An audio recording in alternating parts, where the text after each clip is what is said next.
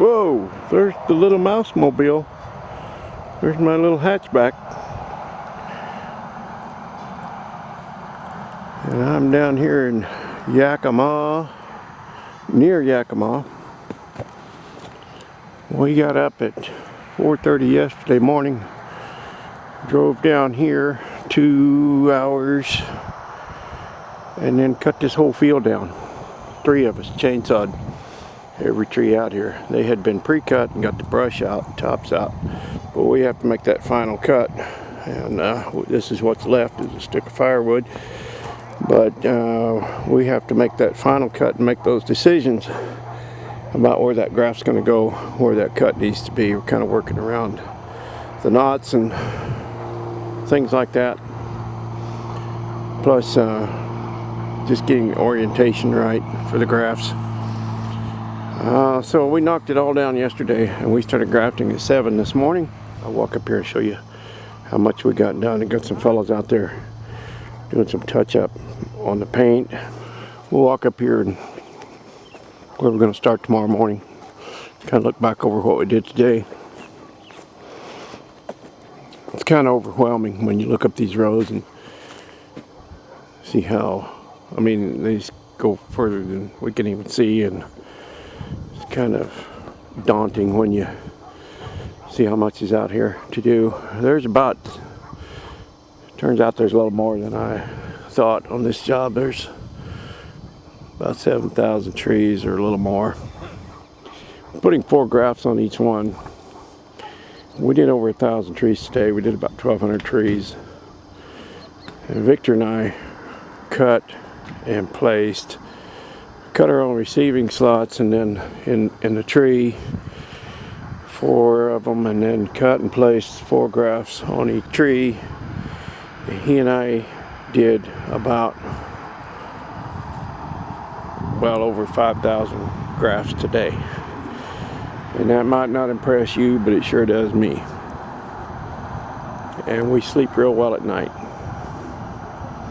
because we pulled that steel through the wood over 7,000 times today, each of us. That's a pretty healthy day's work. It's really hard work is what it is. But if it was easy, little girls would be doing it. So no little girls out here, just us old men. Guess that's about all there is to say about that. We are grafting for a very large company. Got a lot of orchard around the state, thousands of acres. Zirkle is the name. And what we're doing here is changing Sweetheart cherries over to Skeena. The market's not real good on Sweetheart. There's such a glut in the market. When these cherries hit, everybody hits, and then the price is not good.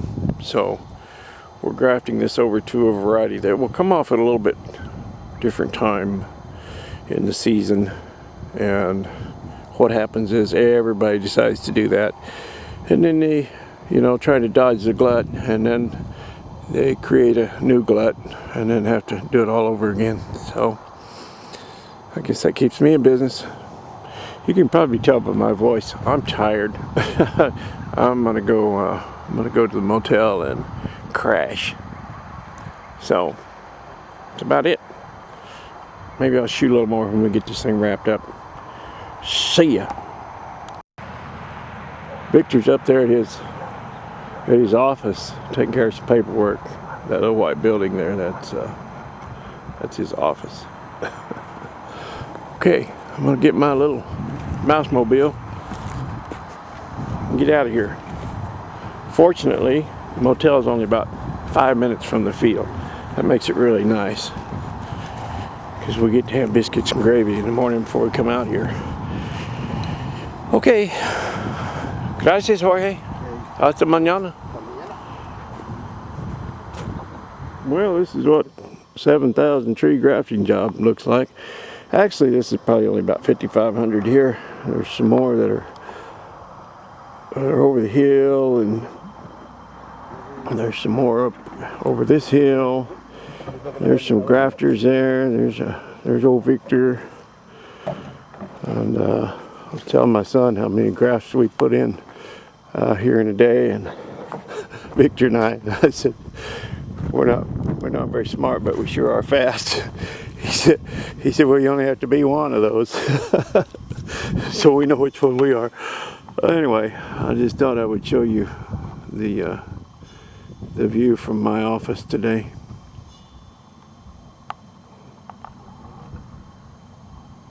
There it is. That's what I was trying to get to. I think that's Mount Adams. And there's another one. I think that might be the top of, I can't tell if that's the top of Mount St. Helens or, oh well. This is our focus right now anyway.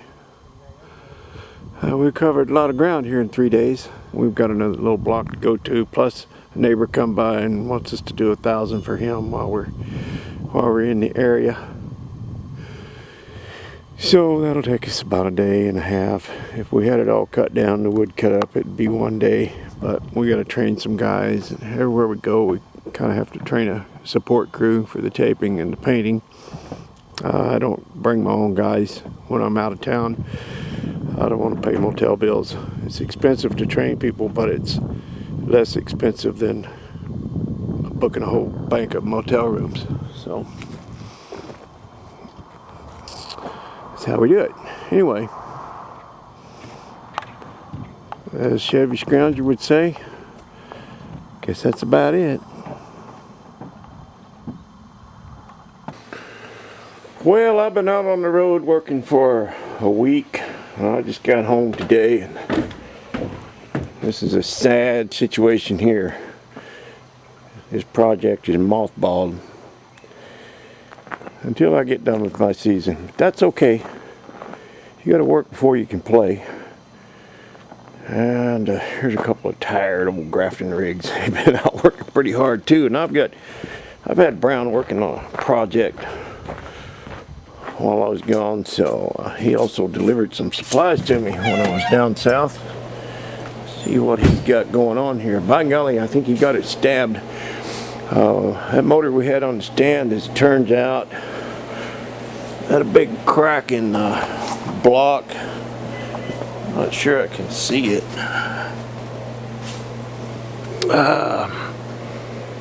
He's got it marked there, but anyway, that's paperweight there. There's Victor over there doing some laundry. We had to go buy some socks and underwear when we was on the road, didn't we, Victor? Because we were too tired to do laundry. Oh, we misjudged our stay a day. But anyway, yeah, this is what Brown's working on. I had a motor stuffed over there in the corner, and it's a good motor, and so I had bought this rig as a project. I was going to put the green bean on it, and I changed my mind about that. I'm just not going to do that. I got too many projects, and I probably won't live long enough to get them all done. But so okay, as I was saying before my battery so rudely died, I decided to not put the green bean on this chassis. I decided to go ahead and throw a motor in this thing, and you know, that's going to make some kid a hot rod. There's some young guy's going to just absolutely love to have this thing, and I'm going to let him have it at the right price. The glass is all good in it, the body's straight, and that's a good motor. And this little guy has not left my side since I got home. He was pretty happy to see me. Come up talking when I got out of the car. And I don't know what in the world Brown has got going on there. That looks pretty scary to me. Oh man. The mad scientist is at it again. Okay, well anyway, that's about it.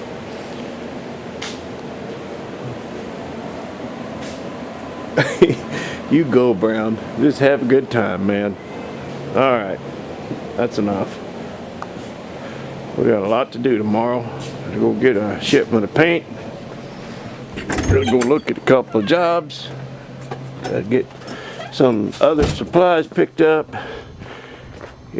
Tis the season. See ya! One day